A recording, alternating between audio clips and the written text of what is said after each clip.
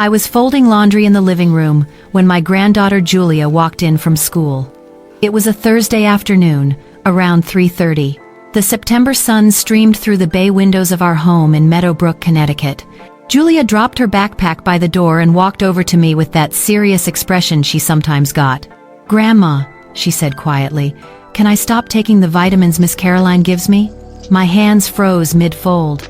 The pillowcase I'd been working on slipped from my fingers onto the couch. "What vitamins, sweetheart?" I asked, keeping my voice steady even though my heart had started racing. Julia twisted the hem of her school uniform. "The lady from next door. She comes over when you're at your book club on Tuesday and Thursday afternoons. She says Grandpa asked her to give me vitamins to help me grow stronger." I felt the blood drain from my face. My husband, William, had never mentioned anything about vitamins. And Miss Caroline? That was Caroline Fletcher, the young woman who'd moved into the rental house next door about 6 months ago. Tall, blonde, always wore expensive clothes that seemed too fancy for a supposedly unemployed woman living alone. "Where are these vitamins now?" I asked. "In my room. In the top drawer of my desk. Miss Caroline said it's our little secret, that Grandpa wants me to be healthy, so I shouldn't tell you because you worry too much." Every instinct in my body screamed danger. I'd raised 3 children, worked 25 years as a school nurse before retiring. I knew what manipulation looked like. "Julia, honey, go get those vitamins for me right now." She nodded and ran upstairs. I stood there in the living room, my mind racing. William and I had been married for 30 years. He was a financial consultant, worked long hours, traveled sometimes for client meetings. We'd always had a solid marriage, or so I thought. Julia returned with a small white bottle. No label, just a handwritten note taped to it that said, "Julia, daily vitamin, 1 per day." I unscrewed the cap and poured one into my palm. Small, round, white tablet with no markings. My nursing training kicked in. Legitimate vitamins for children usually had brand names, proper labels, dosage information. This looked like nothing I'd seen before. "Julia, how long has Miss Caroline been giving you these?" Maybe 2 months? "She started coming over after school started. Says she and Grandpa are working on a special project together." Special project, the words made my stomach turn. "And after you take these, how do you feel?" Julia bit her lip. "Sleepy. Really sleepy. Miss Caroline says that's normal, that vitamins make you tired at first. So I take it and lie down on the couch, and when I wake up, she's usually gone." I wrapped my arms around my granddaughter and pulled her close. "You did the right thing telling me, sweetheart, don't take any more of these, okay? And this stays between us for now." As soon as Julia went back to her room to do homework, I called my friend Dorothy, who'd been a pharmacist for 40 years before retiring. She lived 10 minutes away. "I need you to look at something. Can I come over right now?" "Of course. What's wrong?" "I'll explain when I get there." I drove to Dorothy's house, my hands gripping the steering wheel so tight my knuckles turned white. She met me at the door, took one look at my face, and ushered me inside. I showed her the bottle. She examined the pills carefully, even broke one in half to check the inside. "Eleanor, these aren't vitamins. I can't tell you exactly what they are without a lab test, but based on the size, shape, and the way it breaks, this looks like some kind of sedative, possibly a prescription sleep aid." "Are you sure?" I'd stake my license on it. "Where did you get these?" I told her everything. About Miss Caroline, about Julia being told to keep secrets, about my husband supposedly being involved. Dorothy's face went pale. "Eleanor, you need to get these tested immediately. And you need to find out what your husband knows. But be careful. If he's involved in giving prescription medication to a child without medical need, that's criminal." I drove home in a daze. William wouldn't be back from his Hartford office until around 7. I had time to think, to plan. I put the pills in a Ziploc bag and hid them in my closet. Then I did something I'd never done in 30 years of marriage. I went through William's things. In his home office, in the bottom drawer of his desk, I found a folder labeled CL Projects. Inside were bank statements showing regular withdrawals of $500 to $1,000, marked as consulting fees. There were also printouts of text messages. I read through them, feeling sicker with each line. Messages between William and someone saved as C in his phone. Can't wait to see you Thursday. The kid will be asleep by 3:45. We'll have 2 hours. You're amazing. Never thought I could feel this way again. My hands shook. I took photos of everything with my phone, put the folder back exactly as I'd found it. That evening, William came home at 7:15, just like always, kissed my cheek, asked about my day, played with Julia before dinner. He seemed perfectly normal, happy, even. I watched him across the dinner table and wondered how I'd missed the signs. Or maybe there had been no signs. Maybe he was just that good at lying. After Julia went to bed, I sat William down in the living room. "We need to talk about Caroline Fletcher," I said. His face didn't change. "Who?" "The woman next door. The one who's been coming into our house when I'm not here." "Eleanor, I don't know what you're talking about." "Don't lie to me, William. Julia told me everything. About the vitamins, about your special project together." He laughed, but it sounded forced. "Oh, that. Yes, Caroline mentioned she's studying nutrition and asked if she could give Julia some supplements as part of a research project. I said it was fine. They're just vitamins." "They're not vitamins, they're sedatives." The color drained from his face. "What?" "I had them checked. They're prescription sleep medication. Someone has been drugging our granddaughter so she'd sleep while they did God knows what in this house." William stood up. "That's impossible. Caroline wouldn't. She said they were multivitamins for kids." "When did Caroline ask you about this?" He hesitated. "About 2 months ago. And you didn't think to mention it to me? You didn't think to check what exactly she was giving Julia?" "I trusted her." "Why? Why would you trust a stranger with our granddaughter's health?" He didn't answer. He just stood there, and in that moment, I saw the truth written all over his face. The guilt, the shame. "How long have you been having an affair with her?" I asked quietly. "Eleanor, please, how long?" 6 months, since she moved in. "I didn't mean for it to happen. You and we've been distant lately. You're always busy with your book club, your volunteer work." I felt lonely. I laughed bitterly. "So you slept with the neighbor, and when your mistress wanted private time with you in our house, you let her drug our granddaughter. Do you understand what you've done?" "I didn't know about the sedatives."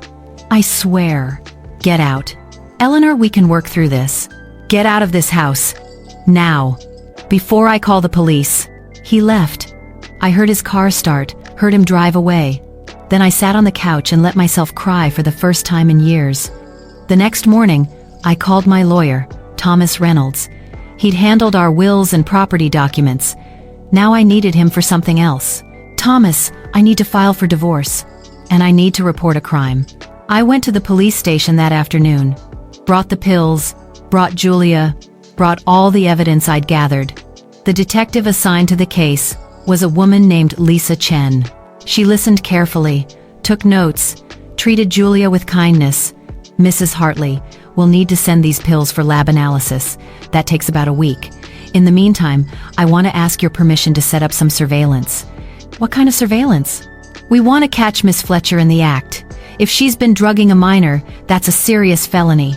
But we need concrete evidence beyond the pills and your granddaughter's testimony." "What do you need from me?"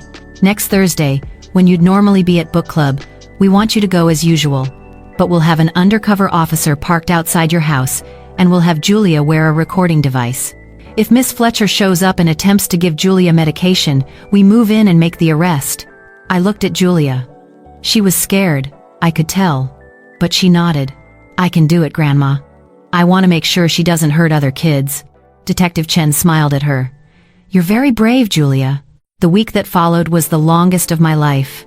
I went through the motions, cooked meals, helped Julia with homework, pretended everything was normal. William called every day. I didn't answer. He sent flowers. I threw them away.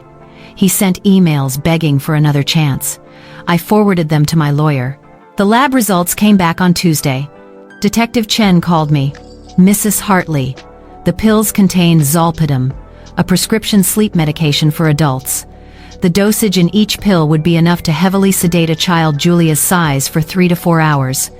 If she'd continued taking these, they could have caused serious liver damage, dependency, and developmental issues." I felt sick. "And Caroline Fletcher?" We ran her background. Her real name is Caroline Mitchell. She has a record in New York for fraud and identity theft. No medical credentials whatsoever. We believe she targeted your husband deliberately. Why? Money. We think she researched wealthy men in the area, found your husband, engineered a meeting, seduced him, and then used access to your home to steal valuables.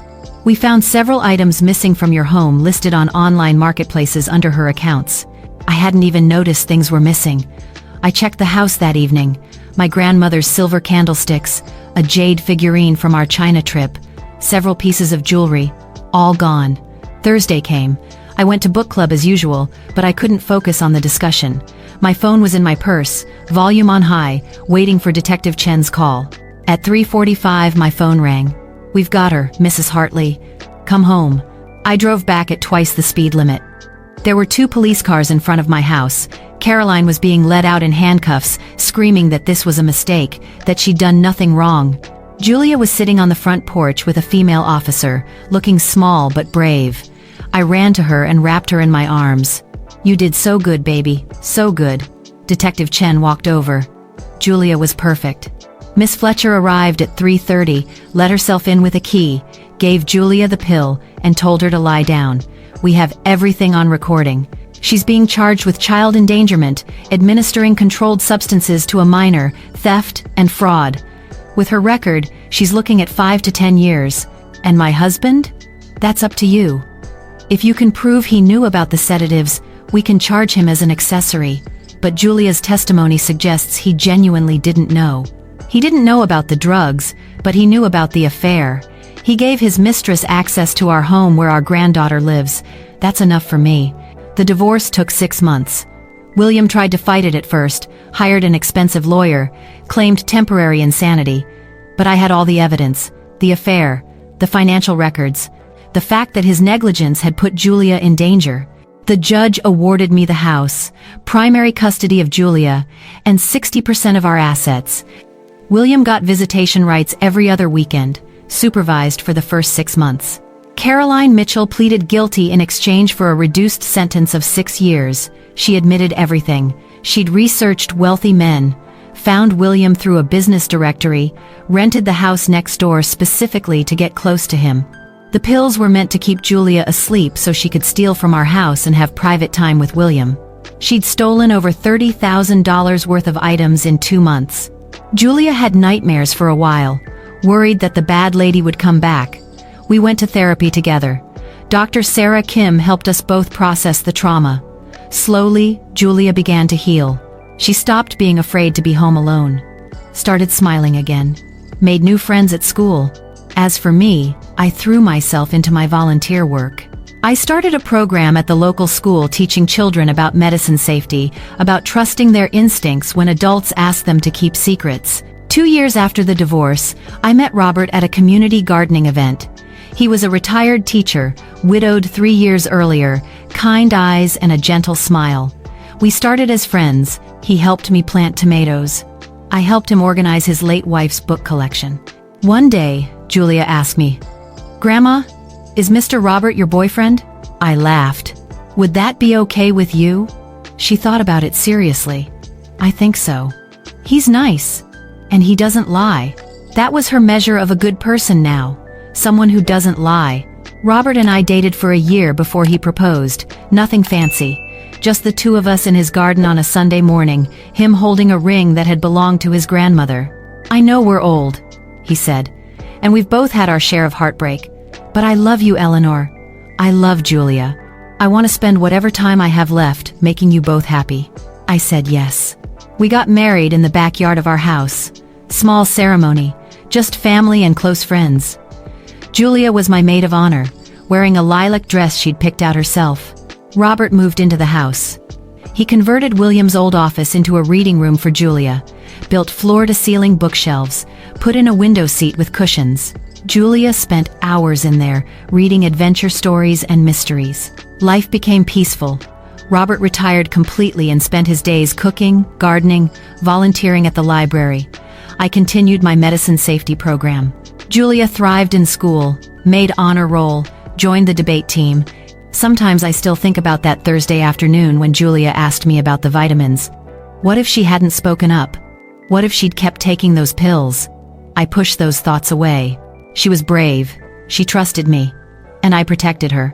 That's what matters. Now Julia is 17, applying to colleges. She wants to study criminal justice, says she wants to protect other kids the way Detective Chen protected her. Robert and I sit on the porch some evenings, watching Julia walk the dog around the neighborhood. She's confident now, strong, unafraid. You raised her well, Robert says. We're raising her well, I correct him. He takes my hand. We sit in comfortable silence as the sun sets over Meadowbrook. I think about William sometimes.